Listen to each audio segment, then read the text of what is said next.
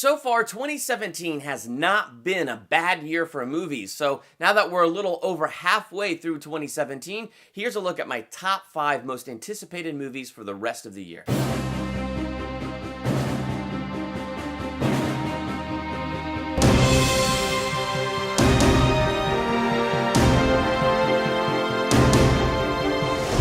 Welcome to Durbania, I'm Durbin, and this is my top 5 most anticipated movies for the rest of 2017. As we get into the rest of this year and look forward through December, what are your top 5 most anticipated movies? I definitely look forward to having a conversation with you about that in the comments, so leave your comments there and hit that subscribe button for more. So, getting into this list, my number 5. The Dark Tower. I am anticipating this movie. I don't know whether I think this movie is going to be fantastic or not, but I did read the first 2 books in the Dark Tower series, and I like them, but they were really hard reads, especially the second book. And it's been a long time since I've read them, so I don't remember as much as I would really like to remember, but I do remember enjoying it. I do remember enjoying the overall concepts of it, but I do remember just laboring through the second book, and that there was just so much that felt really slow and it was hard to get through, but I got through it and enjoyed it overall. So that said, there's a lot about the Dark Tower that I'm anticipating. I mean, there's some really epic shots in there, like when you have the gunslinger and he's got the gun and he's like with the bullets and they're like going super fast into the revolver. Like shots like that look really, really cool. And it's Idris Elba as the gunslinger. That dude is awesome. I like just about every role he's played. Even if I haven't liked the movie so much, I've liked just about every single role that he's played. Today we are canceling the apocalypse!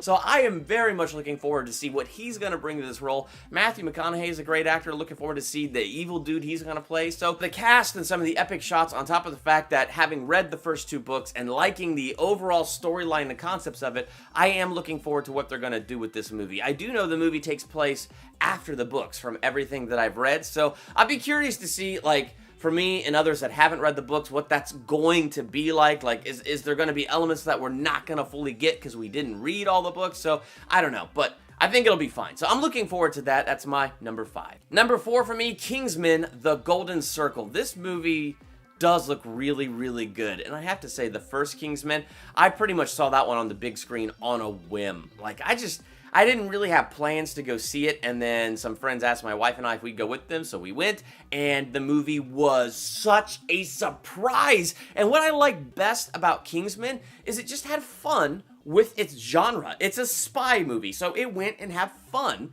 with the spy genre. Like, it went back to the classic James Bonds and had that classic James Bond feel that James Bond had, like, back in the 60s and the 70s, and it took that feel, and it brought it to life, and it just had fun with it. It didn't try to be what it wasn't. It just took what it was and it had a good time. And that church scene, didn't see that coming a mile away. Oh my goodness. So when I'm looking at the trailers for The Golden Circle, it looks like at the very least, it's going to be just as good as the first one, or I'm going to have just as much fun as I had in the first one.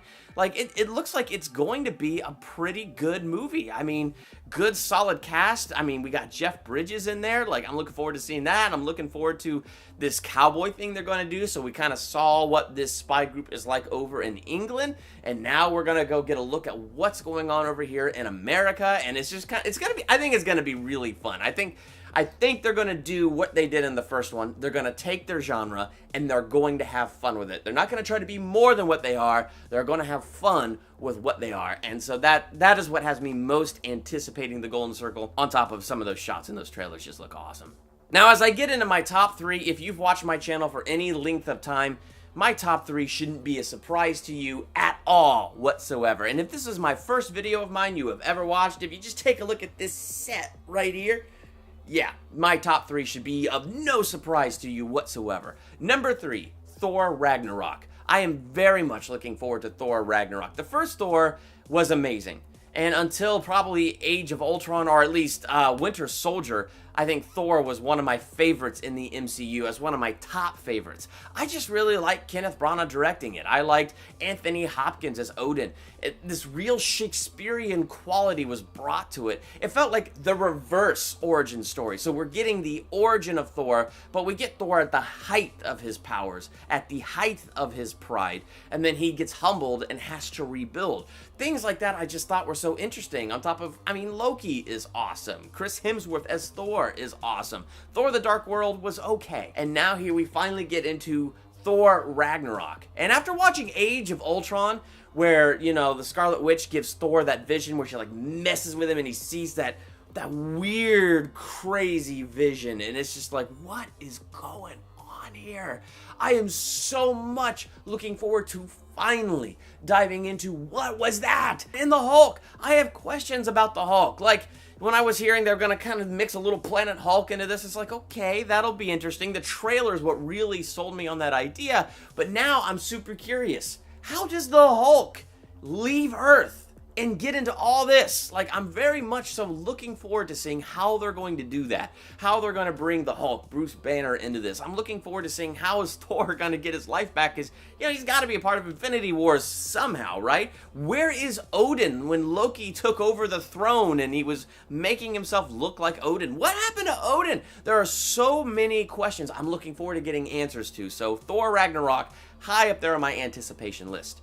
Number 2, Justice League. Very much so anticipating this movie, and it's higher up on my list because I feel like this movie has a lot that it has to accomplish.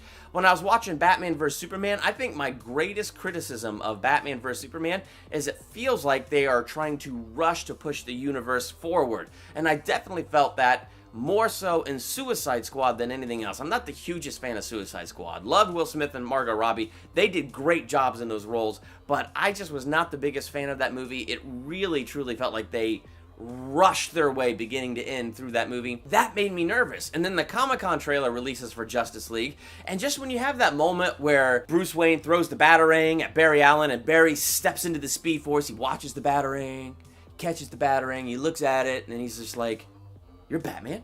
Can I keep this?" Fantastic moment! And then you go to the trailer, the first official trailer that released, and you have Barry Allen and Batman. What are your superpowers again? I'm rich.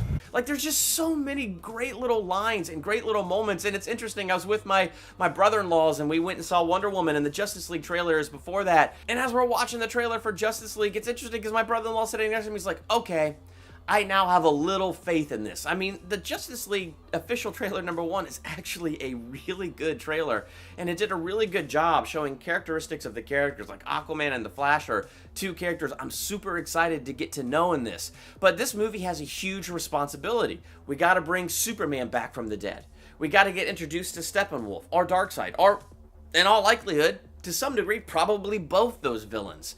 We gotta meet Aquaman. We gotta meet Cyborg. We gotta meet this cinematic version of Flash. We gotta do this without bogging and slowing down the story with a ton of origin stories and things like that. So this movie has a huge responsibility at this point to kind of take things forward, but hopefully to take things forward in a good way. But again, like I've been saying, after that Comic-Con trailer and after this first trailer, I have confidence in this movie. I think it has potential to be good. I am a little nervous, but I think it has great potential to be something really good. And of course, my number 1 most anticipated movie, probably shared by countless people, Star Wars: The Last Jedi. Yes, I am highly anticipating this movie. I'm going to be honest though, when that Last Jedi trailer came out, I was like, yeah, it's a pretty good trailer, but it wasn't fantastic. And then the more I've watched the trailer, the less I've liked the trailer. But that doesn't diminish my excitement for the movie because it's Star Wars. Honestly, they could do no trailer and all of us would explode with anticipation and be there opening night, lining the theaters a month before. I'm just being honest. The movie doesn't even need a trailer, and I think they knew that. And the one thing I'm happy about the trailer is it doesn't give anything away. I'm actually nervous for any other trailer they might produce because I'd be scared of seeing too much, and I don't want to see too much. So on the one hand, I look at the Last Jedi trailer, and it's like, yeah, I'm not super hot on that trailer. But then I'm excited that's how I feel about it. because that means there's nothing in the trailer that gave anything major away. So I'm really excited. But there is that one line in the trailer where Luke says, "It's time for the Jedi to end." What brings Luke Skywalker to saying that? Probably training his nephew and his nephew turning to the dark side. And probably something to do with Rey that we do not yet know, but will be revealed. I don't know. But that's the other thing. There's just so many questions that need answering. Who is Rey? I try to theorize that Rey is Luke Skywalker's daughter, and I find so many holes in that theory.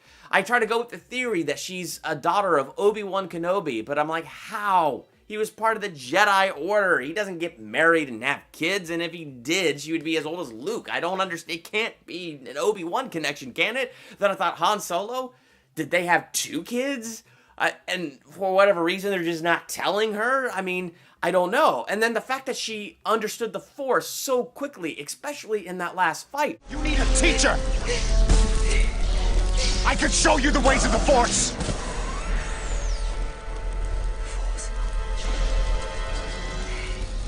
I'm telling you, there must be training in there somewhere, and I'm thinking somebody used the Force and wiped her memory, but she still has the muscle memory, and it's still alive in there somewhere. Those aren't spoilers. These are Durbin theories, nothing more. But these are all questions that I have and things I'm looking forward to getting answered, and I hope a lot of things don't get answered, because there's a 3rd movie coming after this, so we gotta keep things alive and keep us guessing as we go into a 3rd movie. So I'm very much looking forward to The Last Jedi. So these are my top 5 movies that I am most anticipating for the rest of this year, from now until December. What are your top 5? Make sure to let me know in the comments. While you're there, hit that subscribe button to become a Durbanian. Next to the subscribe button is that bell. Click that bell. That way you're notified the moment I drop new videos. Like this weekend, I'm going to be dropping a theological analysis on one of my favorite movies, Limitless. I'm looking forward to diving into that movie. It is one of my favorite movies, and I can't wait to talk about it more. Also got reviews coming this week from Valerian and the City of 1,000 Planets and things like that, so hit that subscribe button. I'm Durbin. Thank you for checking out Durbania.